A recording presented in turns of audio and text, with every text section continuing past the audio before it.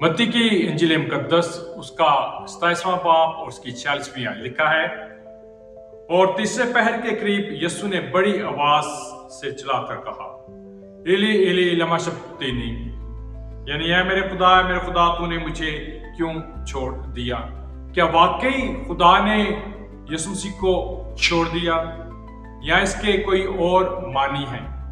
जब वो ये सदा लगाता है तो पूरा ज़बूर पढ़ता है, और ये ज़बूर नबूवती तौर पर फतहमंदी का नारा है। अगर आप ये पूरा ज़बूर पढ़ो तो ये फतहमंदी का नारा है। और उसके साथ साथ जब ये ज़बूर पढ़ा उसने तो उसके शुरू के जो अल्फाज है, मेरे खुदा तूने मुझे क्यों छोड़ दिया, वो ये भी बताना चाहता है कि गुनाह क्या कुछ लेकर आता है। अज़ियत, तकलीफ, कर्बनाक लम्हे लेकर आता है। इसलिए जरूरत है कि हम गुनाह से दूर रहें। मैं मानता ही नहीं कि किसी तौर पर खुदा ने अपना चेहरा जो है वो अपने बेटे से हटा लिया, क्योंकि इसी ज़बूर के अंदर उसकी 24वीं जो आयत है वहां पर लिखा है कि खुदा अपना चेहरा जो है वो छुपाता नहीं है उनसे जो मुसीबत में हो, ना उनसे नफरत करता है। आमीन।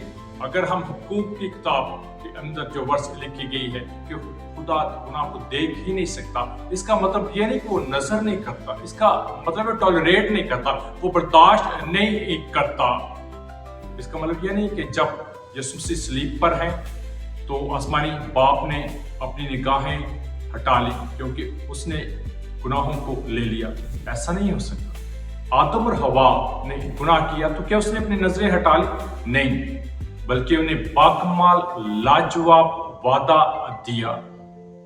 इसी तौर पर उसका बेटा, इकलौता बेटा, वो काम कर रहा है जो ऐन उसकी मर्जी के मुताबिक है, और इसके अंदर बाप, बेटा और रूह कुदस मुकम्मल तौर पर इन्वॉल्व है निजात के काम के अंदर। तो किस तरह हो सकता है जब खुदा का बेटा खुद ही जो है वो यूहन्ना की इंजील मुकद्दस उसका 8वां बाब और 29 आयत, और फिर यूहन्ना की इंजील मुकद्दस उसका 16वां बाब और 32वीं आयत खुद कहता है कि मैं और बाप एक है। कभी ऐसा हो नहीं सकता कि मेरा बाप मुझे छोड़ दे। तुम मुझे छोड़ सकते हो लेकिन मेरा बाप मुझे नहीं छोड़ेगा। तो कैसे हो सकता है कि जब वो ये सदा लगाता है, मेरे खुदा तूने मुझे क्यों छोड़ दिया, तो उस वक्त बाप ने उसे छोड़ दिया? हो नहीं सकता, क्योंकि वो बाप की ऐन पाक मर्जी के मुताबिक ही तो जमीन पर आया है ताकि उसकी मर्जी को पूरा करे।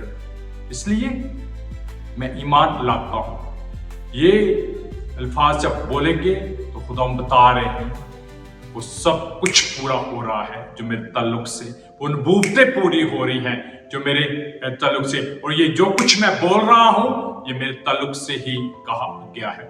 अच्छा है हम लायक तौर पर समझें और उसके नाम को जलाल दें, यीशु के नाम में। आमीन।